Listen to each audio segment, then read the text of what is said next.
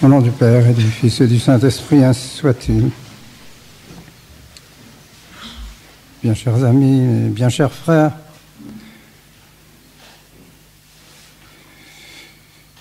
je vous inviterai à relire avec moi l'oraison de cette belle fête de Pâques, dans laquelle il est dit: ô Dieu qui, en ce jour, par votre Fils unique, nous avez rouvert les portes du ciel. Dieu qui, par son Fils unique, nous a aujourd'hui rouvert les portes du ciel. Est-ce que nous avons suffisamment dans nos pensées, dans nos préoccupations, la vision du ciel? S'il est un jour où il est bon et où il est aisé, en quelque sorte, de monter jusque dans ces régions qui nous attendent, ces régions qui sont faites pour nous,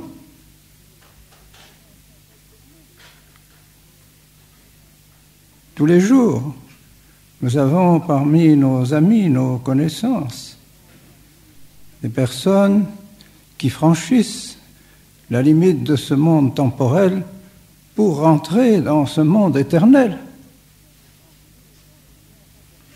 S'il est un jour où nous avons besoin de méditer un peu sur cette bienheureuse éternité, c'est bien en cette fête de Pâques où Jésus ressuscitant nous manifeste même corporellement, extérieurement, la beauté, la grandeur, la sublimité, la splendeur de l'éternité. En effet, en ce jour, Jésus montant au ciel avec son âme resplendissante de lumière, et communiquant à son corps la splendeur de l'éternité, il entraîne avec lui tous ceux qui, depuis Adam et Ève jusqu'au bon larron, ont été des justes. Jusqu'alors, ils attendaient le sacrifice de notre Seigneur. Ils attendaient que notre Seigneur ouvre les portes du ciel. Le ciel n'était pas ouvert. Hélas, par la désobéissance de nos premiers parents, le ciel était fermé. Fermé pour toute l'humanité. Il a fallu la mort, la résurrection de notre Seigneur Jésus-Christ, de Dieu lui-même, pour rouvrir les portes du ciel. Et alors, c'est juste, on rejoint notre Seigneur dans cette bienheureuse éternité. Mais notre Seigneur nous a avertis, tout au cours de son enseignement, pendant ces 3 années de vie publique, il n'a pas manqué de nous enseigner qu'il n'y avait pas que des justes. Hélas, hélas. Parmi toute cette humanité qui a vécu depuis Adam et Ève jusqu'au bon larron, jusqu'à la résurrection de notre Seigneur, que d'âmes se sont opposées à la loi de Dieu, que d'âmes n'ont pas voulu adhérer aux vérités que le bon Dieu a mises dans nos esprits, dans nos cœurs, devant toute cette création qui nous entoure. Il était normal que nous nous élevions vers le Créateur, vers celui qui a fait toutes choses, vers celui qui nous a fait. Mais non, hélas, les hommes se sont attachés aux biens de ce monde, aux biens passagers, méprisant les biens éternels. Alors, oui, ils se sont séparés de Dieu, et parmi même le peuple élu en Israël. Que d'opposition à la venue du Messie. Cette opposition, notre Seigneur lui-même l'a subie, puisque ce sont des membres du peuple élu, du peuple qui devait aller dans son ensemble, dans la bienheureuse éternité. Ce sont ces membres qui l'ont crucifié, qui se sont opposés à lui d'une manière déterminée, violente, refusant l'annonce du Messie, refusant les preuves que notre Seigneur avait données de sa divinité.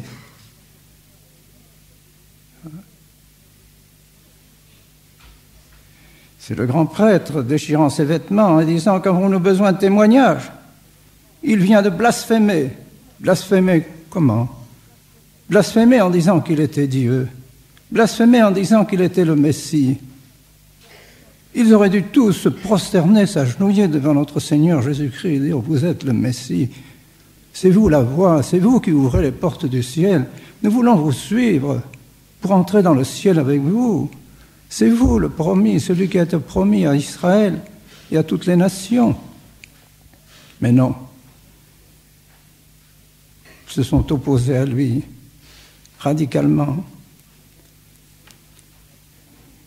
Et même en cette journée de sa résurrection, alors que s'il y avait un acte qui prouvait la divinité de notre Seigneur, c'était bien sa résurrection, ils auraient pu se convertir à ce moment-là, au moins avoir la simplicité, l'humilité de dire « Nous nous sommes trompés, nous avons fait un déicide, nous devons prier le Seigneur de nous pardonner ce péché. Nous reconnaissons que son ascension, sa résurrection, nous manifeste évidemment qu'il était Dieu. » Mais non seulement cela, ils ont payé les témoins de la résurrection pour dire que pendant qu'ils dormaient, les gardes, les apôtres étaient venus enlever le corps de notre Seigneur. Mentant effrontément, sachant par conséquent que notre Seigneur était ressuscité, car les gardes sont venus leur dire, pour qu'ils aient payé les gardes, pour qu'ils mentent, il fallait bien que les gardes leur aient dit, le Seigneur est ressuscité. Nous l'avons vu dans sa splendeur, il est monté, il est parti, il est au ciel. Alors ils ont répandu ce bruit que les apôtres étaient venus le chercher pendant qu'il dormait. Et saint Augustin nous dit, avec une certaine malice, un certain sourire, dans les leçons que nous avons lues à l'occasion des matines de ces jours, mais comment ont-ils pu savoir que les disciples sont venus chercher le corps de notre Seigneur puisqu'il dormait? Et en effet. Mais la malice des hommes est telle, voyez-vous, que même les arguments les plus éclatants, même les arguments les plus convaincants, eh bien, sont refusés. Et alors, nous devons nous demander maintenant, depuis que notre Seigneur est ressuscité, qu'a fait l'humanité? Est-ce que tous les hommes se sont regroupés autour de notre Seigneur pour l'adorer, le remercier, lui demander ses grâces, se convertir à lui? Hélas. Mais bien, chers frères, vous êtes témoins vous-même. La division continue dans l'humanité. Et si cette division n'était que temporelle, si nous disions, oui, bien, nous savons bien qu'au cours de cette vie terrestre, beaucoup d'hommes, malheureusement, s'éloignent de notre Seigneur, s'éloignent de sa loi, mais au moins à la mort, ils retrouvent la lumière et ils se rendent compte de leurs erreurs, ils demandent pardon à Dieu et ils rentrent au ciel. Mais ce n'est pas cela. Ce n'est pas cela. Et notre Seigneur nous en est témoin. Il l'a dit et répété, il y a au ciel un enfer. Nous ne pouvons pas le nier. Ce serait nier ce que notre Seigneur Jésus-Christ lui-même a affirmé d'une façon solennelle et maintes fois. Alors bien sûr, ceux qui sont pétris des idées modernes disent oui, il y a un enfer, mais il n'y a personne en enfer. Oui, mais la miséricorde de mon Dieu fera en sorte que ceux qui sont en enfer seront très peu nombreux. Peut-être un jour même ils se convertiront, même le diable se convertira et tout le monde sera réuni dans l'éternité bienheureuse de l'imagination et des mensonges qui sont néfastes, parce que précisément la crainte de l'enfer garde les hommes dans l'observance des commandements de Dieu. Car c'est cela, voyez-vous, qui est essentiel. Qu'est-ce qui a permis à notre Seigneur de rouvrir les portes du ciel? Portes du ciel qui étaient fermées. Fermées pourquoi? Par la désobéissance de nos premiers parents. Nos premiers parents ont désobéi ouvertement à Dieu et ils ont fermé les portes du ciel. Notre Seigneur a rouvert les portes du ciel par son obéissance. Obedience usquam mortem, mortem autem crucis. Obédience, obéissant jusqu'à la mort de la croix.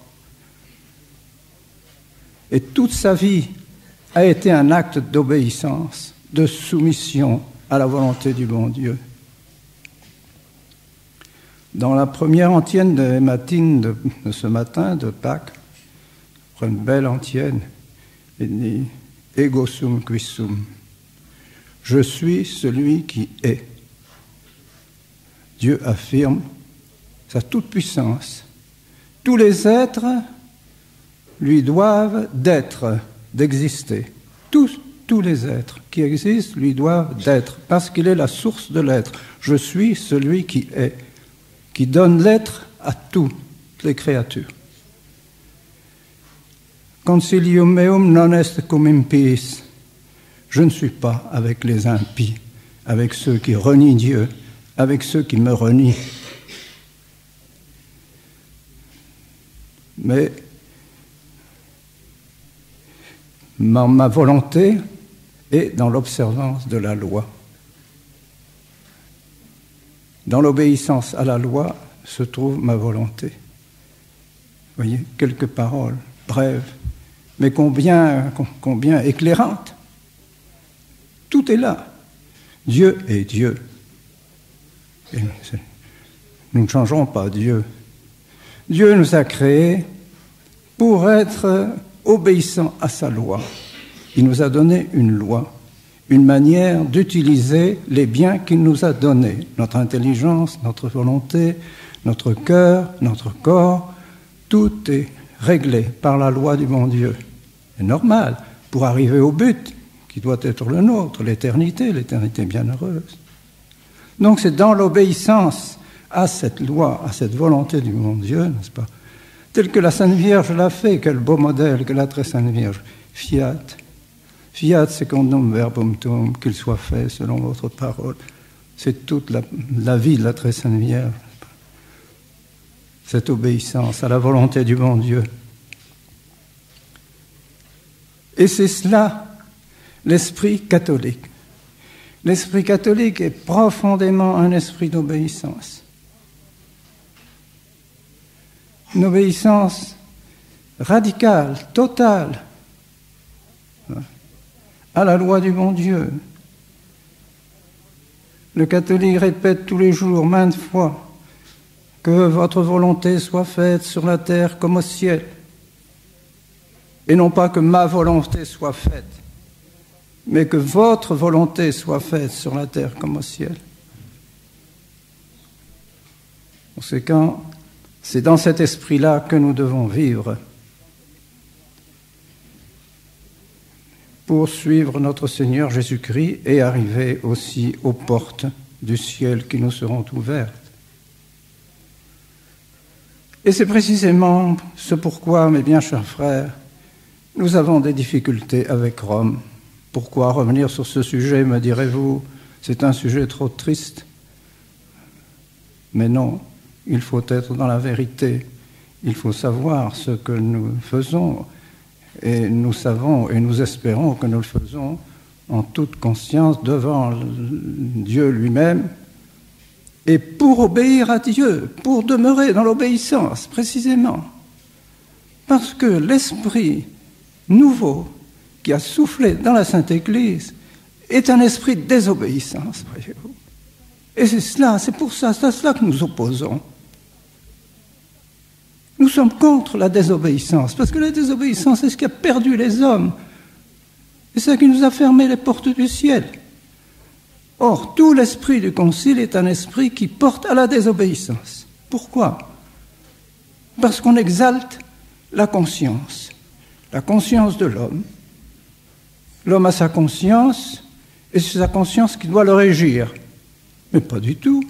Le bon Dieu a donné une conscience aux hommes pour connaître la loi et obéir à la loi, et non pas pour faire ce qu'il veut, et non pas se faire sa loi à lui-même. Bon, maintenant on exalte la conscience, la responsabilité. Les hommes sont responsables. Alors, étant donné qu'ils sont responsables, ils font ce qu'ils veulent. Ils disent, ah, j'ai ma responsabilité, j'ai ma conscience, je sais ce que je veux, je sais ce que je fais. Personne n'a à avoir dans ma conscience. Dieu voit votre conscience. Dieu vous a donné la loi. Vous n'avez pas le droit de vous opposer à la loi de Dieu. Vous la connaissez. On exalte l'homme. L'homme devient le centre du monde. Comme si ce n'était pas Dieu qui était le centre de toute chose et vers lequel nous devons aller. Alors on exalte les droits de l'homme, la théologie de la libération, la liberté, liberté, liberté, la libération,